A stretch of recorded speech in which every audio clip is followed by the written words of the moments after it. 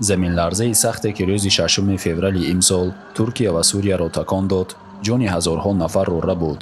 ҳазорҳо каси дигар дар зери харобаҳо монданд. дар натиҷаи ин заминларза дар Туркия ва ҳам дар Сурия то кунун бештар аз 19 000 нафар фавтидаанд ва зиёда аз 72 000 нафар ҷароҳат бардоштанд. зиёда аз 7 000 биноҳои хурду калон хароб гардиданд. амалиёти наҷот ва ҷустуҷӯи одамон дар ин кишвар идома дорад. то кунун наҷотбахшон дар Туркия ва дар Сурия аз зери харобаҳо занону мардон, кӯдакону пиронсолонро дарёфт карда истодаанд.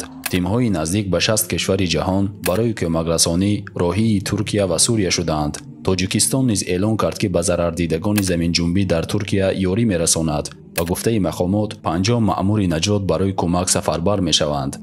раҷаб Тайиб Эрдуғон, раиси ҷумҳурии Туркия, рӯзи сешанбе эълон кард, ин зилзила зиндагии 23 миллион нафар аз аҳолии 85 миллионии ин кишварро таҳти таъсир қарор дод. ӯ барои 7 рӯз мотами миллӣ эълон кард ва барои танзиму идораи паёмадҳои зилзила дар 10 вилоят ба муддати 3 моҳ вазъи фавқулода эълон намуд. аллоҳи мутаол зоти ҳаким ва огоҳ аст. ҳар чӣ коре ки хоҳад мекунад ва ҳар чӣ қадаре ки хоҳад меофаринад ва нишонаҳоеро муқаррар мекунад, то ин ки бандаҳояшро битарсонад ва огоҳ кунад ки то ба ӯ шарик наёранд, зидди қонунҳои муқаррар кардаи ӯ нараванд ва то даст назананд ба он аъмоле ки ӯ ҳақ таоло манъ кардааст. аллоҳ дар Қуръон мегӯяд: ва мо ин нишонаҳо ва муъҷизотро танҳо барои бим додан, тарсонидани мардум мефиристем. сураи Исро ояти 59. бидуни шак заминларза яке аз нишонаҳоест ки Аллоҳ таоло мефиристад то ин ки бандагонашро битарсонад. тамоми заминларзаҳо ва дигар ҳодисаҳое ки рух медиҳанду ба мардум зарару ҷароҳатҳои ҷисмию молӣ меоранду зиён мерасонанд, ба сабаби ширк ва гуноҳ аст. чуноне ки Аллоҳ фармудааст: ҳар мусибате ки ба шумо расад ба хотири корҳоест ки анҷом додаед ва Аллоҳ таоло аз бисёре аз гуноҳонатон гузашт мекунад. сураи Шуро ояти 30. мо бояд ба даргоҳи Аллоҳ тавба кунем, дар динаш устувор бошем, аз ширк ва гуноҳ ҳар он чиро ки наҳй кардааст бипарҳезем, то Парвардигори меҳрубон тамоми бадиҳоро аз мо дур кунад ва моро некӣ ато бифармояд. Аллоҳ таоло гуфтааст: оё сокинони ин деҳаҳо, шаҳрҳо дар амонанд аз ин ки азоби мо ногаҳон шабҳангом ки хуфтаанд ба суроғашон биёяд?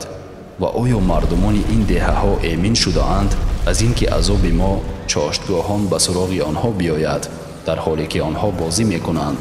оё худро аз макру тадбири Аллоҳ таоло эмин донистаанд, ҳолон ки ҷуз мардуми зиёнкор касе худро аз макри Аллоҳ таоло дар амон намедонад. сураи Аъроф ояти 97 то 99. вокуниш ва ё муносибати мо ҳангоми заминҷунбӣ ва ё ягон нишона ё ҳодисаи дигар бояд шитоб кардан ба тавба ба сӯи Аллоҳ ва дуои амну саломатӣ, ҳамчунин бисёр ӯро зикр карда талаби бахшиши гуноҳон аз ӯ бошад. инчунин ба фақиру ниёзмандон раҳмдилӣ нишон додан, ба онҳо кӯмак кардану ба мусибати онҳо ҳамдард будан ва садақа додан низ тавсия дода мешавад. чун пайғамбар саллаллоҳу алайҳи васалам гуфтаанд: ҳар касе ки раҳм кунад, Аллоҳ ба ӯ раҳм мекунад. раҳм кунед ба онҳое ки дар рӯи замин ҳастанд ва раҳм мекунад ба шумо оне ки дар осмон аст. бародарон ва хоҳарон, мо замонаҳои фитна ва наздикии қиёматро паси сар карда истодаем, вале бо вуҷуди ин ҳама мо ба ин ҳодисаҳо диққат намедиҳем, тафаккур намекунем. ҳар сол дастгоҳҳои зилзиласанҷии олам бештар аз миллион заминларзаро ба қайд мегиранд. афзоиши нуқтаҳои мушоҳидаи заминларза ва такмили ҷунбишҳои сейсмикӣ имкон дод ки ҳар 10 сола назар ба 10 солаи пеш шумораи бештари зилзилаҳо дар умқи замин сабт мешаванд.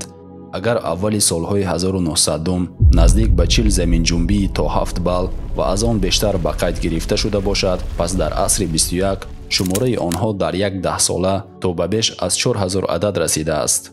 зиёдашавии заминҷунбиҳо яке аз нишонаҳои қиёмат аст, чуноне ки пайғамбар саллаллоҳу алайҳи васалам гуфтаанд. аз Абу Ҳурайра разияллоҳу анҳу ривоят шудааст ки пайғамбар саллаллоҳу алайҳи васалам гуфтанд: қиёмат барпо намешавад то ин ки илм бардошта нашавад ва то ин ки заминларзаи зиёде сурат нагирад ва солҳо, рӯзҳо, моҳҳо ва ҳафтаҳо кӯтоҳ нашаванд, то ин ки фитна зиёд эҷод нагардад ва то ин ки ҳараҷ яъне куштор зиёд нашавад.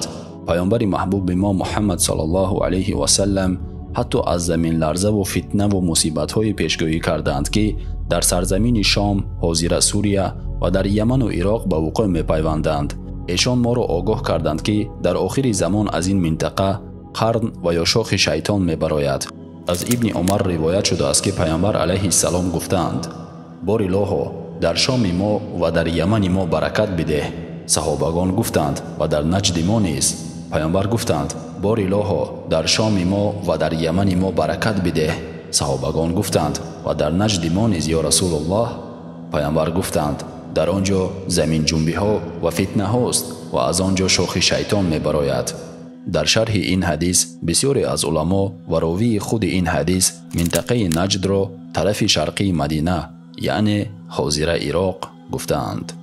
یک نقطه جالب را ذکر کردن به مورد است. تحلیلگر و تحقیقاتچی هلندی فرانک هوگربیتس که در ساحه آموزش گیومتری سیستم آفتابی و سیسمولوژی کار و فعالیت میکند، در توییتر خود 3 روز پیش درباره این زمین جنبی نوشته بود که زمین لرزه زیاده از 7.5 درجه بالای ترکیه، سوریه، اردن و لبنان می آید. فرانک هوگربیتس در مصاحبه اش گفته است که او زمین این منطقه ها را با دقت آموخت و از بس که این منطقه خوفناک سیسمیتیکی یعنی زمین جنبی بود و توانست حرکت پلیت های تکتونیکی را در این جایها آموزد. او در اساس تحقیقات خود چنین پیشگویی کرد و خود نیز از درستی تحقیقاتش در حیرت ماند. این در حقیقت عجیب است ولی غیر امکان هم نیست، چون الله برایمان گاه وقت نشانه های را میفرستد تا که ما بیدار شویم. وابسته به این حادثه به الله قادر و توانا دعا میکنیم که تا به مردم آسیب دیده ترکیه و سوریه کمک کند و کسانی که بر اثر این حادثه جان باختند آنها را رحمت و مغفرت کند. از الله طلب آن را داریم که کار تمام مسلمانان را اصلاح کند و به آنها درک و فهم درست اسلام را عطا کند و به آنها کمک کند که تا در دینشان استوار باشند و از تمام آن گناهی که انجام دادند پنهان و آشکار، خرد و بزرگ بسیار توبه کنند. دعا میکنیم که الله کسانی را که از بالای ما حکم میکنند اصلاح کند و به راه راست هدایت کند تا به واسطه ایشان حق غلبه کند و باطل مغلوب شود و تا اینکه آنها موافق شریعت حکم کنند و بگذار الله همه ما مسلمان ها را از گمراهی و فتنه ها و از فریب و نیرنگ شیطان های انسی و جنی نگاه دارد. هیچ مصیبت به انسان نمی رسد مگر به حکم و فرمانی الله تعالی و هر کس به الله تعالی ایمان آورد الله تعالی قلبش را هدایت می کند و الله تعالی به همه چیز داناست. سوره تغابن آیت 11.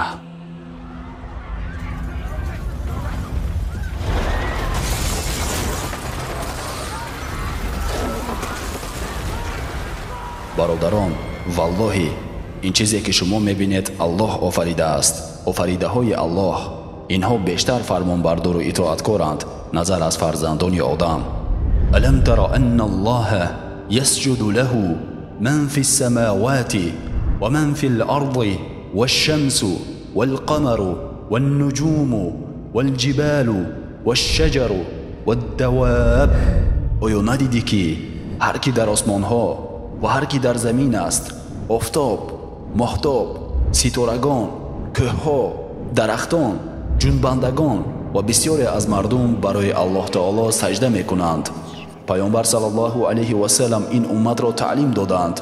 برادران و خواهران، که ما چگونه باید از این حادثه نشانه و یا درس و عبرت برداشت کنیم، نه اینکه فکری آن را کنیم که این حادثه چگونه رخ داد. الله تعالی آفتهای طبیعی را برایمان میفرستد تا ما از غفلت بیدار شویم، به سوی او بشتابیم.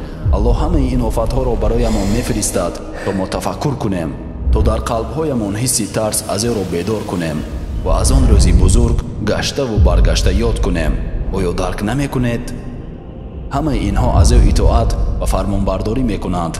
زمین، کوهها، درختان، همه. وقالوا اتخذ الرحمن ولدا. کافران گفتند الله مهربان فرزندی برگرفته است. لقد جئتم شیئا ادا. براستی با این ادعا چیز بسیار زشت به میان آورده اید. تكاد السماوات يتفطرن منه وتنشق الارض وتخر الجبال هدا. از این سخن کفرآمیز نزدیک است آسمان ها از هم بپاشند و زمین بشکافد و کوه ها در هم بشکنند و فرو ریزند. ان أن دعوا للرحمن ولدا، به سبب آنکه برای الله مهربان فرزند نسبت می‌دهند.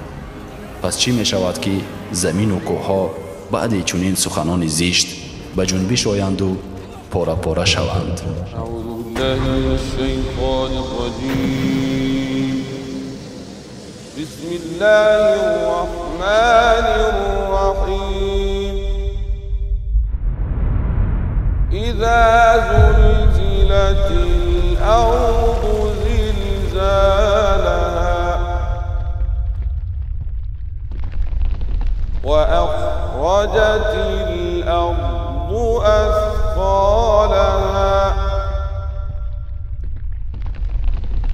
وقال الإنسان ما لها يومئذ تحدث أخبارها بأن ربك أوحى لها يومئذ يصدر الناس أشتاتا ليروا أعمالهم فمن يعمل مثقال ذرة خيرا يره ومن يعمل مثقال ذرة شرا